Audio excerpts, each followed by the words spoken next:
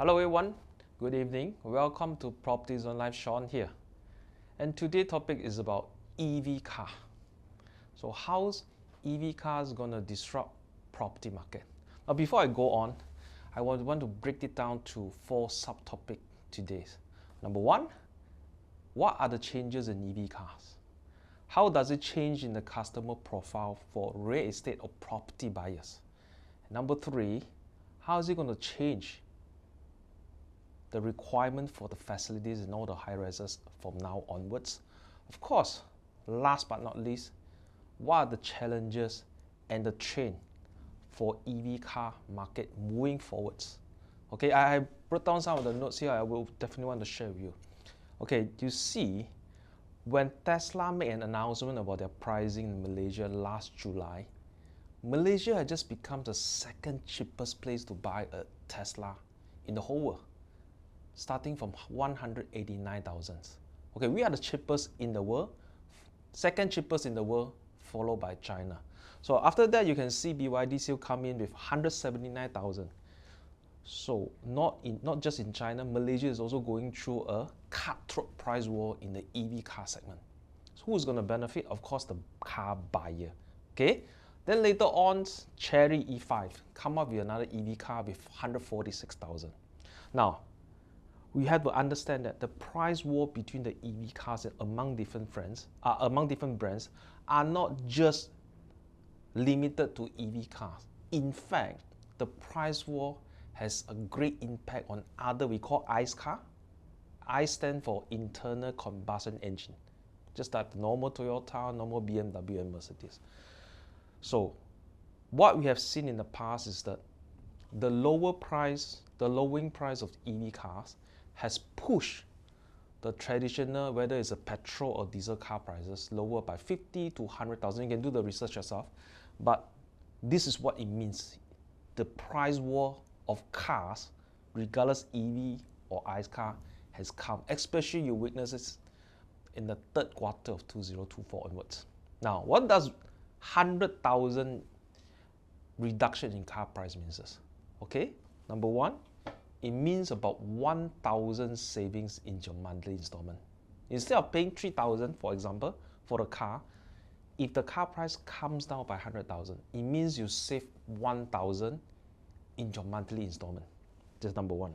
Number 2, if you are a property owner or buyer, what does a saving of 1,000 means to you? It will mean that you can buy additional 200,000 worth of property if you take a 30 years loan at current prevailing interest rate. Yes, that's what it means.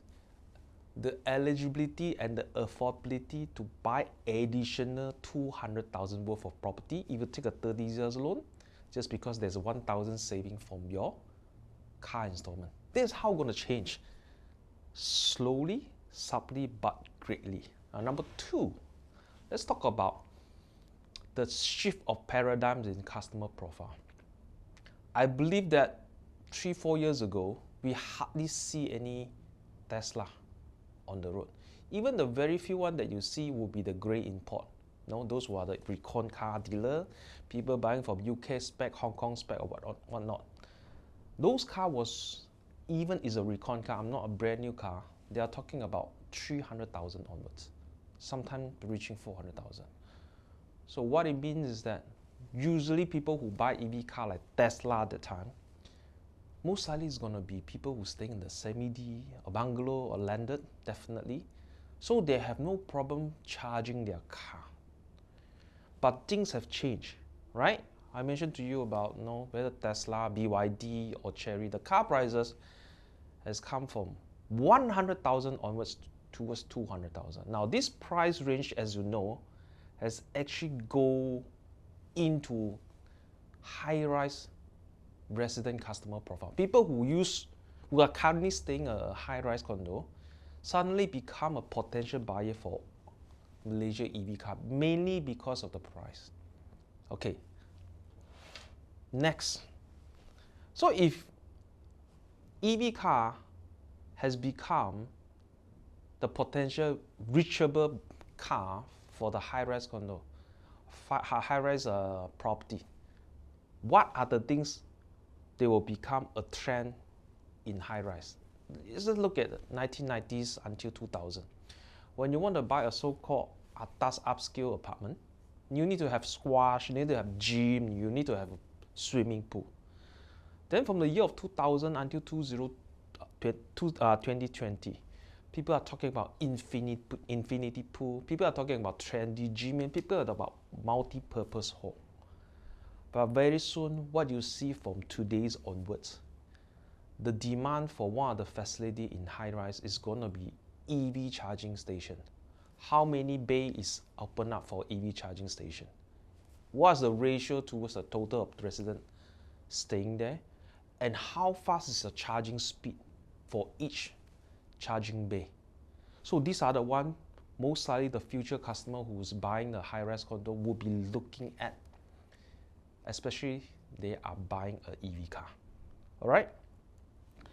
Of course, when we talk about the demand, the changes, and also there are challenges facing by the existing condo. And maybe to a lot of people's surprise is that even you own a car park or maybe 2 car parks in the existing condo, you cannot just simply ask somebody to install the wall box or the charging station just because you own a car park. For main 2 reasons. Number 1 is the management may not give you the approval because the capacity of the electricity already pre-allocated for the condos. So when there's a higher requirement for the electricity demand, they need to do some calculation, they need to do some consideration. That's number 1. Number 2, there are also a lot of myth about the concern of charging an EV car may be dangerous to surrounding cars. So this is another one that management may be facing pressure to give out a new approval for people to charge the wall box, to install a wall box in their car park. Now, the other thing is, where does EV cars going to move on from now? Okay, some people say that our petrol prices are so cheap in Malaysia, it doesn't just make sense for us to buy EV car compared to the petrol prices in Indonesia, Thailand, or China, which is easily 3 to 4 times. So they will just say, you know what, I'm going to just stick to RON 95, even RON 97. It makes sense for them to do so. But the thing is, I don't think petrol price is going to be this low forever. As you know that the rationalization of subsidy is coming. So petrol price surely will not stay where it is today. But there are also a positive factor what might push the EV car popularity other than the price has become a lot more affordability. Number 1 is that Malaysia is a very warm country. We don't suffer from other cold places whereby the battery of the car has dropped significantly when we enter winter. All right. So number 2 is if you are in KL, anywhere you go, let's say you go to Penang, you go to East Coast, or you go to Johor, all right, the range for the car is good enough for you to reach the destination that you want to go without even having the need to stop by any charging station. So that will be the insight, and that will be some of the info and the trend I want to share with you about how EV cars is going to disrupt the market, not just the car market, and the real estate. Okay? Thank you very much for tuning in. See you next time. Bye-bye.